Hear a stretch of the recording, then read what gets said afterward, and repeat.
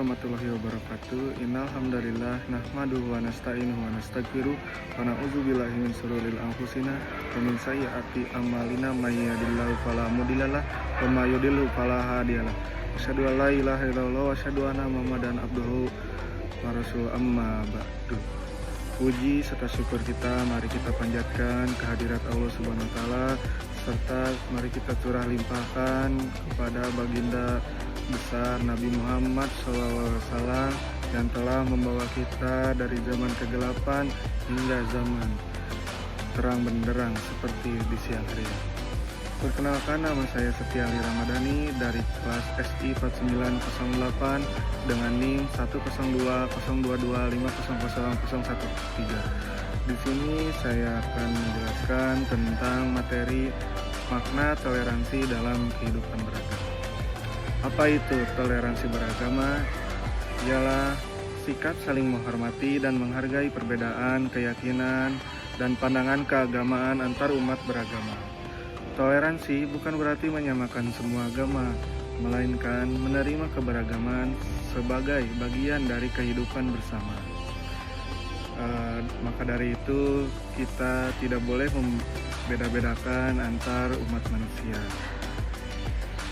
Dan di sini ada landasan toleransi dalam kehidupan beragama, seperti dasar hukum Pancasila dan Undang-Undang Dasar 1945, dan dasar keagamaan seperti ajaran Islam yang menekankan tidak ada paksaan dalam memeluk agama dan saling menghormati, seperti dicantumkan pada surat Al-Baqarah ayat 256, La ikraha fi din qad tabayyana rusydu minal ghayy faman yakfur bit-taghuti yu'min fatahstamsaka bil urwatil qalam fisomalaha wallahu sami'un alim, yang artinya sungguh telah jelas jalan yang benar dari jalan yang sesat.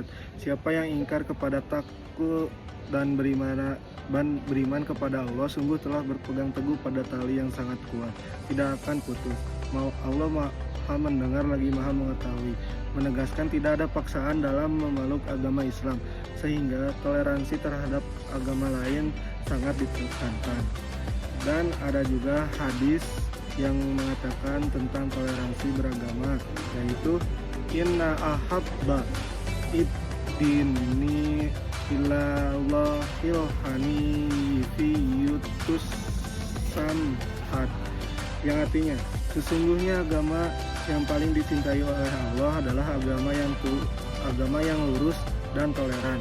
Hadis riwayat At-Tabrani dalam Al-Mu'jam Al-Awsat. Dan banyak juga bentuk toleransi beragama yang bisa kita terapkan dalam kehidupan sehari-hari, seperti menghargai ritual ibadah, tidak mengganggu atau membuat kebisingan saat tetangga atau teman sedang beribadah, dan juga banyak mendapatkan manfaat ketika kita bertoleransi beragama, seperti mencegah konflik dan perpecahan. Toleransi menjadi benteng terhadap radikalisme dan intoleransi, dan membangun kehidupan yang damai dan harmonis. Masyarakat yang toleran cenderung lebih aman dan nyaman. Yang terakhir, upaya meningkatkan toleransi beragama. Upaya ini bisa diwujudkan melalui tindakan sehari-hari, seperti mengembangkan sikap menghargai dan menghormati. Hargai perbedaan agama, budaya, suku, dan ras seseorang. Jangan memaksakan keyakinan sendiri kepada orang lain atau memandang rendah agama lain. Memberikan kesempatan kepada setiap orang menjalankan ibadah sesuai agama yang dianut. Dan yang kedua, membangun silaturahmi dan dialog. Jalin komunikasi dan dialog antara umat beragama secara rutin untuk saling memahami, dan diskusi dapat membuka wawasan dan mengurangi rasa curiga serta prasangka yang buruk. Yang ketiga, menghindari tindakan negatif, jangan bergunjing atau membicarakan keburukan orang lain terkait agamanya.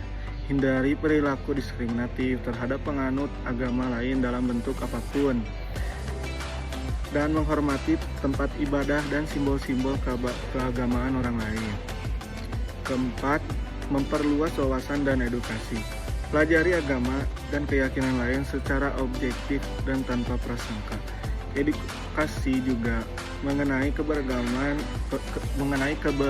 agama sejak dini di sekolah untuk menumbuhkan pemahaman yang lebih baik di kalangan generasi muda. Sekian dari saya. Maaf apabila banyak kesalahan dalam berkata. Wassalamualaikum warahmatullahi wabarakatuh.